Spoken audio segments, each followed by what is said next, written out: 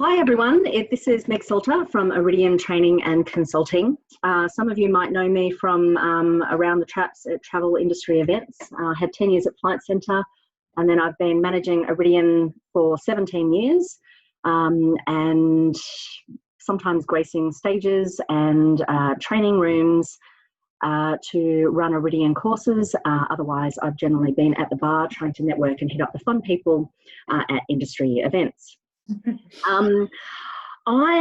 This is the first in a bit of a series of webinars with a few of the sort of experts in the travel industry that we've managed to pull together. We've sort of come together in a page, the Travel Industry Women's Pages, which is just a Facebook page bringing the chicks together.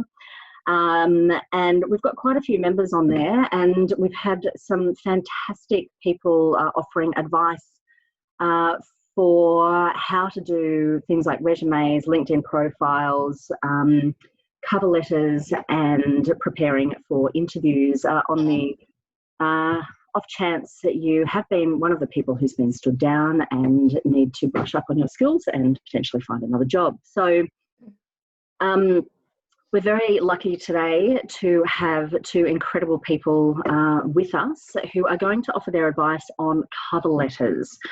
So I have had a lot of people come to me and ask for help rewriting resumes or rejigging resumes or starting from scratch, and also sort of doing some cover letters as well. And on the travel industry Facebook page, women's Facebook page, we've had both Philippa Baker and Amanda Ewing offer some fantastic advice and do some posts. And we thought that we would I'd pull these guys together in a bit of a chat room and record their feedback for everyone to see on some of the cover letters that I have written for people. So I'm going to first of all let them introduce themselves so that you can get a little bit of a background. But Philippa is basically a recruiter, and she is going to be our, oh my God, I read 1,000 of these things. This is what will help you stand out. And Amanda is our expert at actually writing them, and she's sort of studying in that field at the moment. And so she's going to come from a more, I guess, this is how I've learnt it is best to write them, and we're going to have the meeting of two great minds. So first of all, Philippa, over to you. If you want to just give us a little bit of a background about what you have done and what you're up to now, that'd be great. Yeah. Sure, thanks Meg. I'm surprised I haven't met you at the bar at a lot of those conferences. That's usually where I hang out too. One of my pieces of advice for anybody writing a cover letter or a resume actually is to use numbers to make an impact. So I will use a number. I have spent 26 years, believe it or not, in the cruise industry, and I worked my way up. I was consulting, selling luxury cruises. I fell into it completely by accident. Helping a friend out, and then I worked my way up, and when I moved to Australia, I worked my way up through business, through marketing, into head of sales positions, and that was my sort of BC, before children life. And in the last 10 years I've successfully run my own recruitment business, predominantly in the travel and cruise industry. So I've been on the receiving end of resumes and cover letters for the last 10 years, so I hope that I can give some constructive feedback as to what does work and what doesn't work, and how we can improve on that and make sure that your cover letter makes sure that you get screened because your cover letter sings. So that's my goal today. Fantastic. You know, I think at the moment as well, because there are going to be so many people going for roles due to the current economic climate, having your advice, being a reader of one, having your advice around how to actually make sure that your cover letter gets read and remembered and actually goes into the, yep, we should check this person out pile is going to be invaluable. So thank you for joining us. And Amanda. So Amanda has started up Wanderlust Resumes right at the perfect time.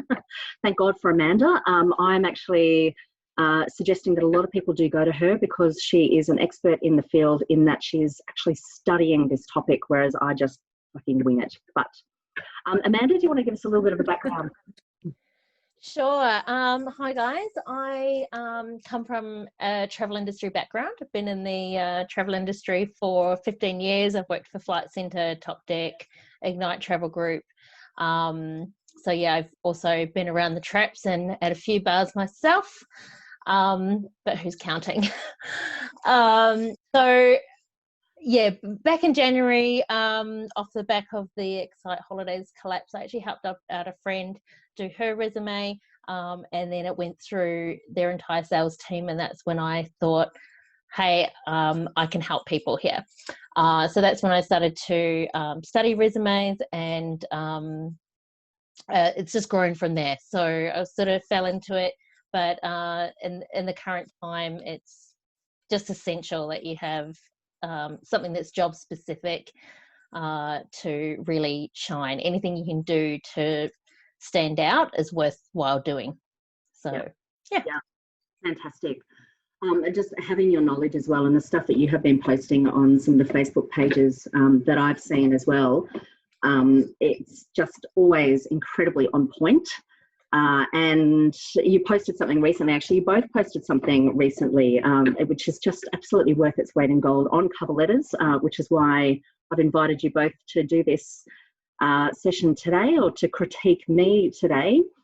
But I love that you guys come at this from slightly different angles. So, you know, one is the professional developer, and the other one is obviously the professional reader and placer. So this is a lovely opportunity. Now, the way I thought we'd structure today is I have got 3 cover letters here, and I've got permission from the guys that I've written them for to read them out to you guys. And then I'm going to throw to you each just to get just a few pointers on what works with them and what could be improved. So, and I would just like to sort of have a little bit of a precursor as well, that I don't expect you guys to agree on this, and I do know, and I think it's really important to acknowledge that there is no one perfect cover letter. And that's because the cover letter has really got to come from you, and it's really got to describe you as a person and your passion for this particular role. So I'm going to kick off by just reading, first of all, a generic one to you both. So if you can get your pens ready so that you can take some notes, because I'm not going to show these because I have written them for other people as well. But obviously, if there are some tips and tricks, then anyone who's watching this should probably have a pen and paper ready as well to steal terms and phrases and to jot down some advice. Okay. So the first one I'm going to read is incredibly generic in that this person is still in employment. They just wanted to brush up on something. So we've redone their resume, and we've whacked together a cover letter that they can then sort of fiddle with and tailor to any roles that come up. But there's no specific role that we're actually applying for. So here we go. To whom it may concern. I can see you're already writing, so that's the wrong thing. I'm writing to express my interest in the position name with organisation or company. I believe I'm an excellent fit for this role for the following reasons. I'm highly experienced in administrative customer service positions. Throughout my career, I have consistently exceeded performance targets and have a demonstrated ability to multitask, work to tight timeframes and under pressure. I have a high attention to detail and consistently meet KPIs related to accuracy and speed. I am able to efficiently and effectively manage a high volume of inquiries on a daily basis in a multi-system environment. I have a proven ability to communicate effectively and respectfully with people of all ages and backgrounds. I am skilled at dealing with and managing multiple stakeholders and am able to adapt easily to different personality types. I have a proven track record providing exceptional customer service and building and maintaining a loyal customer base. I enjoy working as part of a team and am equally competent working independently with little need for direction or supervision. I am able to make quick decisions in a sensitive and considered manner in line with company policies and procedures. I have demonstrated experience in IT systems, including Microsoft Office, various editing programs, and administration systems to an advanced level. I am able to learn new systems quickly. I'm very keen to interview for this position, and I look forward to hearing from you. Kind regards, blah. Yeah. Okay, so Philippa, I'm going to throw to you first of all this time. So, areas of improvement, what was good, go. Okay. Yep, great. Okay, let's start with what was good. And a lot was good, by the way. Oh, thank you. So yeah, no, good start.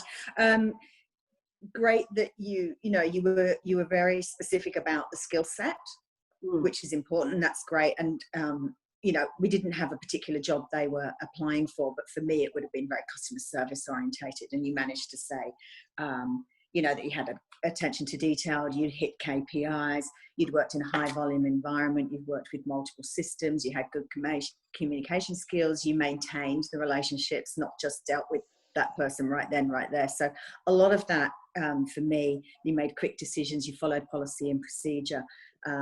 That was great, because that's what people want to hear, and that's quite applicable to a number of roles, particularly if they have an admin or a customer service side to them. Got things that you could have improved upon. And again, we didn't have a specific name, but I would always personalize it. If you see an advert, you generally know it's either with a recruitment company, in which case the recruiter will have put their name on the ad somewhere, or you can see the company it's for, in which case you can call that company and say, who should I address this letter to? So that would be one thing. I'd probably thank them for the opportunity to apply, rather than say, I am applying for. Thanks for the opportunity to apply for your role. I would have used numbers. I keep harping back to this, to use numbers and actions to make an impact. So instead of saying, throughout my career, you could say, in my over 10 years customer service experience, might be a good thing to do. And the other place that you could have changed that up for numbers is where you were talking about systems, where you said, I've used various, you did list Microsoft, but then you said, I've used various programs. I would try to name them, or I would try to say, I consistently use, over 7 different programs on a daily basis or a weekly basis or whatever, just create a bit of impact. And I think that is particularly true of the travel industry. And I had this conversation yesterday with a candidate, and I was helping her to prepare for an interview. I said to her, how many systems did you actually use on a daily basis? And we came down to be able to say, I consistently used about 20. I said, well, that's great. Various or 20 is a big difference. And 20 packs a punch for me. That means you're going to be able to pick up systems, you can retain the knowledge, you know how to use them, you'll be constantly upskilling as they make changes to policy and procedure in those systems. So again, an area where you could have used numbers. And your sign off, I look forward to hearing from you, was good, but I would also always show your availability. I'm available for an interview at any time, and I'm available to start immediately, or whatever it might be. Wow. Okay, that's great. One question for you. What if, in Flight Centre, everyone under 12 months has been made redundant. So what if the number is small? So what if the number of years, then do you say in my career, or do you say, yes. Because, a 23-year-old who's only just started in the industry, and you're competing with people who've been around for 420 in the travel industry. Yeah. What do you do? Yeah, it's a good point. I mean, look, I would always look at, when you look at the job spec, which is embedded in the advert that you've read, it'll usually, in the criteria, it may give you 2 to 5 years minimum customer service experience. If that's the case, then, you need to meet that criteria. If you don't, then perhaps you just say during my career. But yeah, it's a difficult one. I would tailor it to each job. But yeah, I agreed. If you've only got 12 months experience, but equally, if you've only got 12 months experience and you feel like you're coming from behind, they will already have noticed that in your resume. So do you use your cover letter to overcome that objection, to say, I've had 12 months solid experience. I've been nominated for the top novice in 3 times in 3 consecutive months. I reached $1 million consultant, you know, whatever. We just overcome that objection. Otherwise they might read it and go, nah, she's only got 12 months. Yes. Reject. So part of me agrees and disagrees. How exciting. So I agree with having numbers on the page. I sometimes disagree with mentioning your years of experience or boasting your years of experience, only because it can allude to your age, and you don't want to give anyone the opportunity to judge you before you've had the opportunity to state your case, or before they've even met you or spoken with you. So I try to remove anything that alludes to that. Same with listing every job you've ever had. I try and cap it at 10 years. So often I would say something like my years of experience without the number. In addition, with the job description saying that maybe they're looking for 3 to 5 years experience, that might be what they're looking for. If you say you've got 10 years experience, they might dismiss you straight away as overqualified. So trying to get as close to the job spec as possible. So if they've asked for 3 to 5 years, give them 3 to 5 years, as an example. Yeah, let's leave it at that for now. Any other feedback on it? What did you? So some of the positives, noting the position that you're applying for, and also I like to add to that where you saw it. So if you saw it on Seek, or if you saw it in multiple places, or what have you. Again, I think you did convey your skills in that maybe a potential employer is looking for. But you did start with I'm writing to apply. And that's so common and overused. So trying to catch attention by anything else, really. Give me a couple, because everything I'm writing to apply for, even when I'm applying for stuff, like I applied for stuff last year. So yeah, so I listed some examples in the post that I did the other day. So one was referring to something in the news. So I'm doing one today for somebody who works in marketing, or going for a marketing related role. And we have an intro of what creativity looks like, what creativity in marketing looks like today, an article from the Harvard Business Review that indicates what we both know, that today's consumers are savvy to the ways of advertising, so reaching people needs to be sophisticated and well-timed. So that's the opening paragraph, but then following on from that, it says, at the forefront of today's technology, armed with a creative mindset and yearning to drive innovation, I'm excited to offer my expertise and impart first-hand knowledge to shape young minds with aligned marketing and management strategy in progressive times. So this person's actually going for a role as a lecturer. Wow, that's amazing. Okay, right, so mine's a piece of shit. That's good. Something else to note would be the number of times you've referenced to I, my.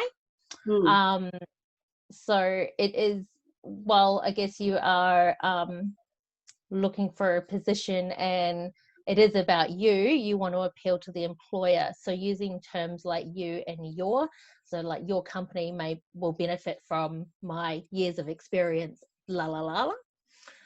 Can be a good way to do that, and identifying that early as well, so that then you've grabbed their attention, and then you're holding their interest because they are invested in it now. Fantastic.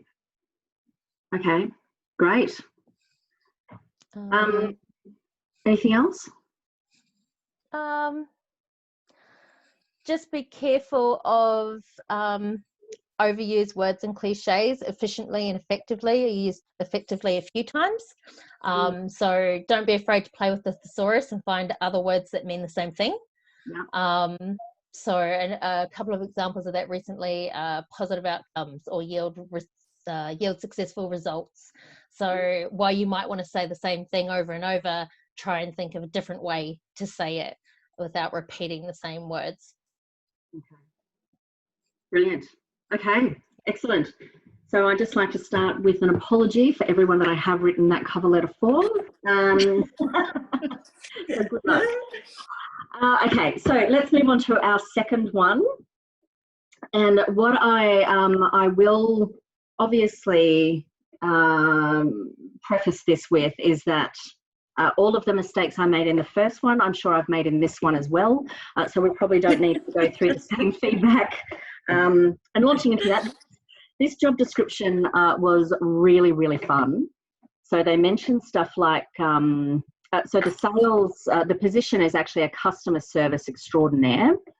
It's for a startup who they've been really successful actually in selling mattresses in Australia. And the job description was stuff like if you can multitask like an octopus, and yeah, in one state it said something like things you should have, and they included things like great attention to detail and really great customer service and everything. And then underneath it, like the very last one was a labradoodle, right? And I had so much fun writing this cover letter. So I'm going to read it to you. To whom it may concern. I would like to apply. Whoops. So I'd like to apply for the role of customer service extraordinaire with organisation. I believe I'm the perfect fit for your organisation for the following reasons. I have 20 years of working in customer service and sales roles in which it was essential to deliver exceptional service in order to grow profits through a loyal repeat client base. I'm an excellent communicator and build rapport quickly and easily with people of all ages and backgrounds. I deal with complaints and customer concerns with maturity and confidence. I have an excellent understanding of the value of an engaged and happy customer to a business's bottom line. I have exceptional time management skills and could not live without Excel spreadsheets. My multitasking skills would put an efficient octopus to shame, and the adrenaline junkie in me ensures that I work best under pressure with lots of change and within tight deadlines. Boredom in the workplace is my enemy. I love working with a great team of people and thrive in positive cultures. I work best autonomously towards achieving clearly articulated goals and KPIs and have little need for direction or supervision. I'm proud to say that I also qualify for bonus points, which was from the job spec. I'm proud to say that I also qualify for bonus points as I have call centre experience, a proven track record in sales and a marketing degree. I do not own a labradoodle, however I do have a schnoodle which I'm hoping will buy me an extra half a point or at least good favour. Lastly, as a mother of 3, I believe that a good night's sleep can heal almost anything and a good mattress is key.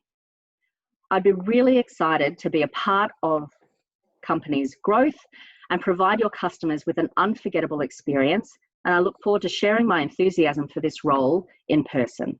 Kind regards, blah. Great, that's it. And she got the job. Yay. Yeah. So excited. I like that one. You do? Me too. Yeah. I like the reference to the octopus. I love boredom is my enemy. The bonus points, that was all very good. And really taking those things from the job spec as well and trying to play on those things. Some things like time management skills can be overused, so try to think of different ways to portray that. So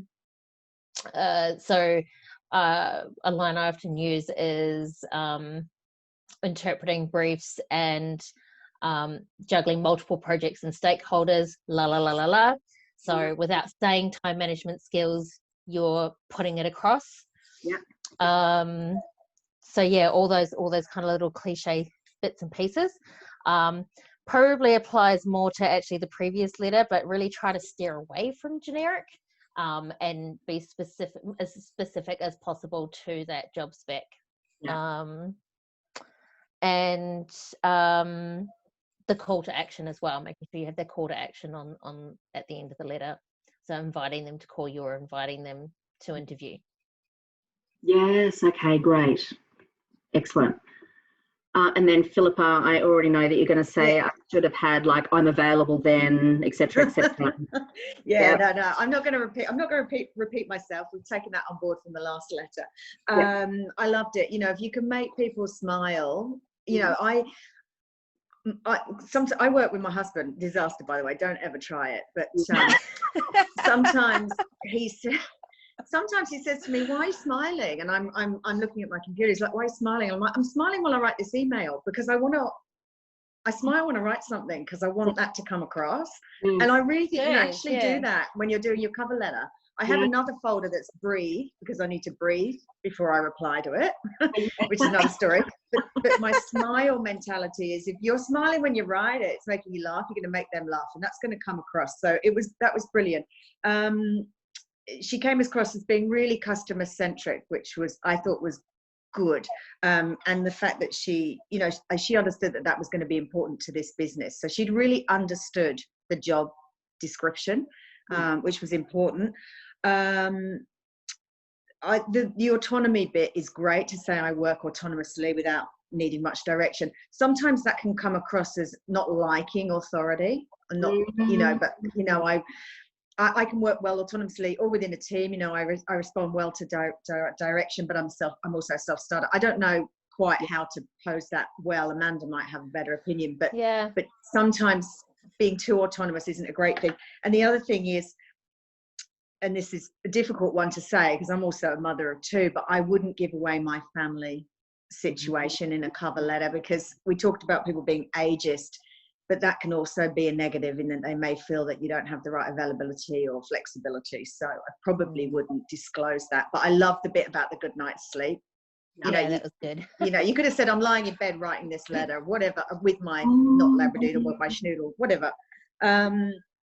The other thing I would have mentioned, because you said it was a startup company, and if they'd researched that, or if that was presumably part of the spec, I probably would have tried to said something about working in a startup or upskilling continuously, like, learning, growing a business, your experience of doing that, because that would be quite important to them as well. Because startups are very different. It's a very different kettle of fish to an established, 30-year business. Yeah. But look, great. And it made them laugh. She got the job. How fantastic. Couldn't do it better, could you? Oh my God. It was so fun writing it as well. Really. Yeah. It is good when you get a good job spec to play with. God, we should start with how people should write job specs because... Yeah, totally. Yeah. I wonder cover letters are generic because the bloody job specs are copied and pasted as well. Kills me. Absolutely right. Yeah. Yeah. Right. Okay. So getting better? Getting better. Oh, yay. Excellent. Okay. So pens at the ready again. This one is actually for a control centre officer with the ambulance service. So this isn't just a generic cover letter. This is, when they say, tell us in 250 words, blah, blah, blah. Just so you know, this is 250 words on the nose, which was my first orgasmic moment. I was very excited. But obviously this has to be really quite professional and all that sort of stuff. Now, my other precursor is my partner is 5 years younger than me and a fireman. And when I was writing this... nice. Yeah, I know. I'm so proud of myself. Anyway, thank you. But when I was writing this, he was sitting opposite me at the dining room table. And so I was like looking up going, ugh, like, how do I make this happen? And he was like, it sounds like you're talking about a travel agent. And I was like, well, what would you say? And he actually works in comms, which is where they take all the 000 numbers, calls. And so he was like, well, you're dealing with blah, blah, blah. So some of this is from his words as well. Okay, ready? I believe that I'm an excellent candidate for the role of Control Centre Officer with the Ambulance Service New South Wales. 23 years of experience in corporate travel has allowed me to develop outstanding communication and organisational skills. I have a proven track record in performing under pressure. My ability to multitask with speed and accuracy, manage a high volume of calls, and make considered decisions are skills that are undoubtedly transferable into the control centre environment.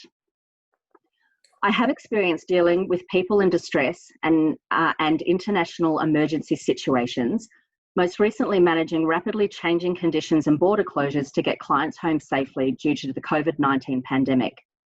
In these situations, I'm calm and controlled and put the client at ease. Throughout my career, I have always put the best interest of those I serve as my top priority. I understand what the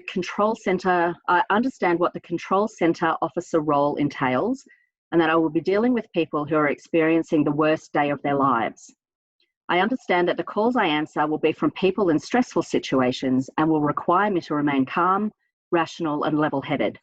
I believe I do have the resilience and strength to cope. The opportunity to be a member of the New South Wales Ambulance Service team working to assist people at their most vulnerable would be enormously fulfilling. I'm fully aware of the level of responsibility and accountability that this role demands, and I would be honoured to do work that is so meaningful. Did you just have an orgasm? It's good, isn't it? Okay. It's so, really good. Yeah. Now, I know, but I'm really proud of that one. Any changes, tweaks? Yeah. Philippa? Well, it's interesting because you use so many, before you even started, when you told me about the ambulance, I wrote down composed, calm, and you used those words. So, you know, great minds think alike, hey? It must have been all of our time at the bar. And pressure as well, the fact that they could deal with pressure. So I thought all your choice of words were perfect. I probably would, again, have gone into my availability, and given a role like that, I would have said I have flexibility. So I think that's a good word too, to work shifts. Yeah. Because I would assume it's 24/7, right? And I would have made that clear. But other than that, you know, I can't really think. And I think the word resilience was really good. Resilience is a great word. Resourceful is a really good word as well. It's probably not applicable to this role, but, you know, I spoke to somebody yesterday and she said, you know, what do I do if there's a question and I don't know the answer to it? I just said, you say I don't know the answer to that, but I know where to find it. I'm resourceful. I'm going to go and look that answer up as soon as I get it home. So, yeah, resilience is a great word. I think it's a good one. I'm not surprised. Did she get the job, this one? Or she's waiting? Still waiting for the call. And I've got to tell you, when it's one of those things where it's, you know, it's a government role, and so you do have to be by the book, and I'm sure that there'll be clearances and all that sort of crap they're doing behind the scenes, but you know, we made sure that we sort of cleaned up her LinkedIn and her Facebook, and we really looked at her sort of digital footprint, because there's no doubt that they will Google the crap out of her before they give the call. But I'm so invested in this, so that one is a still waiting with bated breath. Yeah, if she doesn't get it, I will take it personally. So yeah. Yeah. Amanda? Yeah, I thought it was good too. The one thing I wondered was how long the letter was, which, I mean, it came, the way you read it and everything, it came across well. But if you're looking at it to try and make sure you've got bite-sized chunks in there as well that are easily digestible for someone to read, someone that says a lot of words on a page can often dismiss. So yeah, keeping into bite-sized chunks, and also you could use a couple of bullets in there to highlight some achievements. So I have some examples of you know, after a paragraph and saying in recent times I have, and then bullet, really trying to hit the hot buttons in that job spec, and using examples of things that you have done. So when you said you referred to bringing people home or tackling COVID-19, I have an example here of repatriated, stranded and distressed Australians and their plight to get home with an empathetic approach. So yeah, it obviously really depends on the job you're going for, but other other things that you can use with that style of role is diagnosing conditions, unimpaired judgment, remaining calm when faced with adversity, offering diplomacy and tact, poise and understanding, calm, even temperament. All those things are good power words, I suppose, you could use for a role like that. Yeah, and diligent is another power word that goes right up there with resilient and resourceful. Yeah. Right. Fantastic. Excellent. Okay, so they are my 3 letters. So building from generic to completely specific. And I just want to thank you both for being, well, first of all, for giving your time and your expertise. It's so helpful, because there's so many people at the moment in the travel industry who definitely need it. Philippa, having you kicking around and just helping out of the goodness of your heart is incredible. And anyone who's ever met you is like, oh my God, she's such a beautiful person. So having you sort of join this chat and be so open and honest and helpful is incredible. Thank you. It's a pleasure. Thanks, Meg. I'm going to tell you one thing, because just before we jumped on this call, I looked up a role. So as a recruiter, I want to tell people not just what to write in your cover letter, but the importance of your cover letter, even if it's only 2 brief paragraphs. I looked up the last role that I did pre-COVID, and I had 92 applicants for a reservations position. Only 30% of them wrote a cover letter. Oh my God.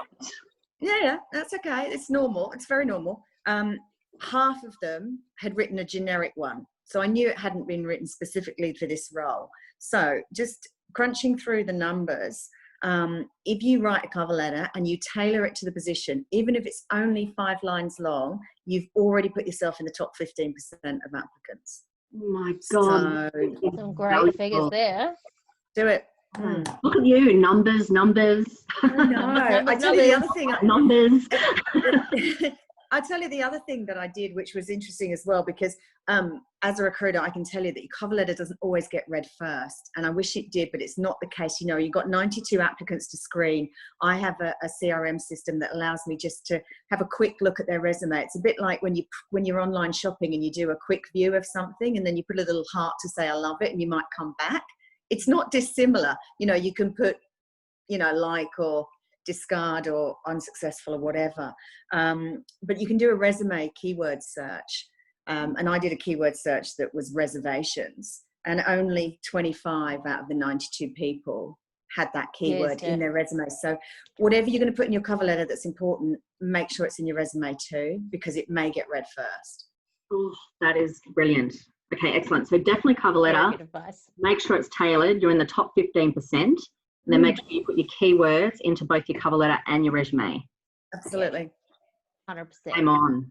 Amanda, thank you so much as well for giving up your time. And for everyone who is listening, Amanda has a young child and is juggling the joys of motherhood alongside writing 500 million resumes for people in her new business that is obviously exploding because she's so good. The feedback from everyone who has had stuff done by her is astronomically good. And she's working behind the scenes as well, just to place people in roles. So if we do hear about roles, the 3 of us and a few others are talking behind the scenes and positioning the people that we're helping. And she has, she's always sort of ferreting away, making sure that it's not just sort of doing the resume and the cover letter and, whatever, LinkedIn profiles and everything else she does, and then flicking it through and closing the sale. Her after-sales service, for want of a better term, is that she'll keep in touch, and she knows exactly who's where and what they're looking for, and she's doing a lot of ferreting and a lot of work behind the scenes as well. So huge thank you for that. I am going to include your details, your contact details in the link as well, whether you like it or not, because people need to be able to get in touch with people like you. in particular now. So have you got any sort of last words or last little comments or pieces of wisdom? Or have we sucked you dry? I think the main thing is just to it's a jungle out there, like it really is. There's so many applicants going for the same roles. So like I said in the beginning, anything that you can do to stand out, whether that's a splash of colour, really being specific to the role, trying to pinpoint those keywords, really trying to steer away from generic, having a generic letter, and applying for something in marketing versus something in accounting is going to have a completely different set of keywords, so really trying to identify those, pull those out, and then just riddle your resume throughout with them. And the other thing I harp on about all the time is achievements. Really try to focus on your achievements over duties and responsibilities, because let's face it, no one cares if you know how to generate an invoice or quote customers. They want to know that you can do the job that you're applying for. So really try to change your mentality and thinking as to what the employer is looking for, and really try and hit those hot buttons, if you like. Fantastic. Yeah.